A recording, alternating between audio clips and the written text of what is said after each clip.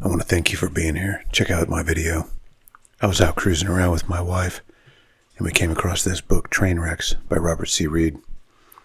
With all the AI content flooding the internet, I thought it'd be interesting to see some historical photos that may not have been available before. I was going to have it be the silent type of video, and then I thought to narrate the captions with my own voice, for better or worse. So let me know what you think in the comments. So getting right into it, I did not realize just how dangerous being an early railroad engineer could be. When these early trains had the side rods located on the outside of the wheels, like what we think of as a traditional steam train, well, those side rods would break free and destroy the engineer's platform, maiming or killing them outright.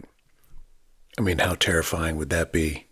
Standing there on a platform, going down the tracks, just look over the edge at a side rod 3 feet below you that you knew had a ready nature to dislocate from its wheel and lash out if you pushed it too hard. So this Mother Hubbard design was banned from being produced, but there was a long list of hazards right behind that threatened to be just as bad. So bad that even the travelers had insurance, just as you would think of today, but maybe not to protect against lost luggage, but lost limbs. And folks used the railroad so often that you didn't buy a policy per trip, you just bought the whole year. And then we find the artificial limb offered as being specifically useful to railroad men. I mean, how many of these guys got maimed this way? How many passengers saw these poor mangled men working on these trains with missing hands or arms? Absolutely crazy. Some folks might say, yeah, but it wasn't really that bad. Yeah, I think it was. Businesses are only successful when they are filling a need, so to have an advert like this is pretty telling. So couple that with the idea that engineers and railroad men kiss their families goodbye like this on a trip, like it's a tour of duty, I'd say it was a pretty dangerous job. So now as we get into some of these photos, please keep in mind that even if it's not already mentioned specifically, I would say that in every boiler explosion, somebody was seriously hurt or killed. Not to mention folks in the surrounding areas and the collateral property damage. All right, well dang, that's enough of that. Let's get into these photos. Again, thank you for coming to check my video out. Please subscribe, let me know how I did in the comments. God bless. In a rocky cut near Leah, Pennsylvania, a double-headed Lackawanna passenger train blew up on a steep grade in July 1930. The twisted firebox and boiler of the 1172 were thrown 50 yards ahead. The Norfolk and Western lost a brand new mallet on July 7th, 1942, when the big engine was involved in a collision at Nolan, West Virginia. The boiler exploded, vaulting some 200 feet off the track to crush a farmer's prized Buick. The thunderous blast of a bursting locomotive boiler announced disaster over the countryside. Connecticut farmers who gathered quickly about this wreck stare curiously at the iron beast with her belly ripped open. Looking like frozen spaghetti strands, these superheating tubes lie exposed after Southern Pacific number 4402 burst near Richvale, California on Christmas Day 1931. Heaving crazily after a crown sheet explosion, this Rock Island locomotive presents an odd contrast to the symmetrical regularity of a row on row of wheels in the Pratt, Kansas yards. The force of the explosion thrust the engine up and onto her sister, where she rested for a moment before crashing to the ground. The accident happened on December 11th, 1919. Although the boiler and cab were blasted clean away in the explosion, this catty mogul remained on the rails. In fact, she rolled on for 55 feet beyond the point of the explosion. The scene is Cumbie, Texas, 1921.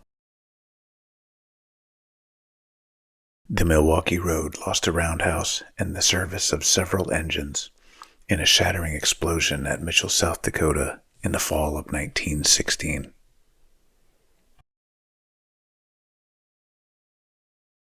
The New York Central's Light Pacific 3361 lost her boiler at Bergen, New York in 1928.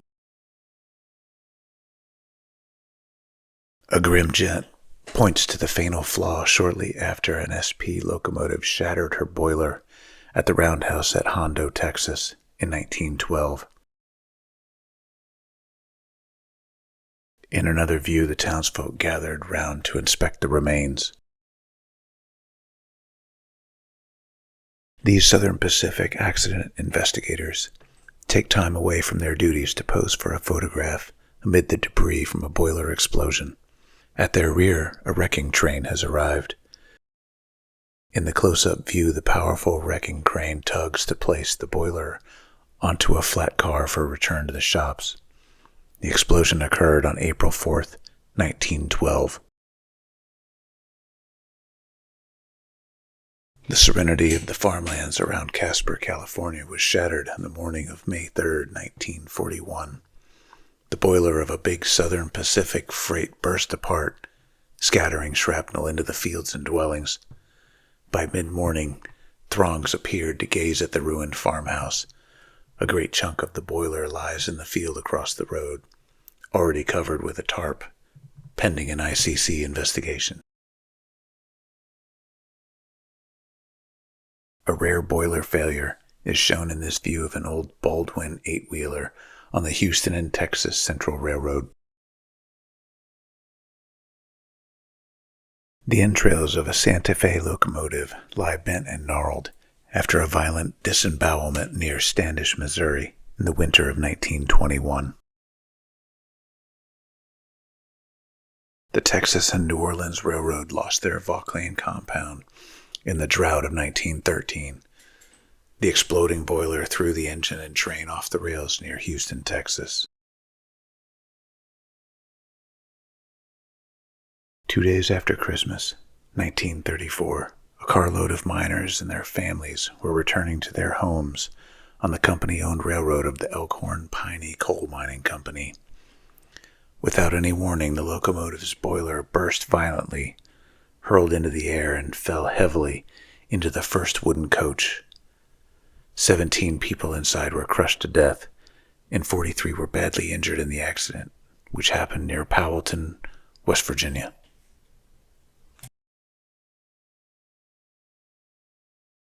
Eyeless in Gaza, a Chicago and Eastern Illinois Mikado tipped off a single-line track near Pimento, Indiana, on August 15, 1936, after the boiler burst open.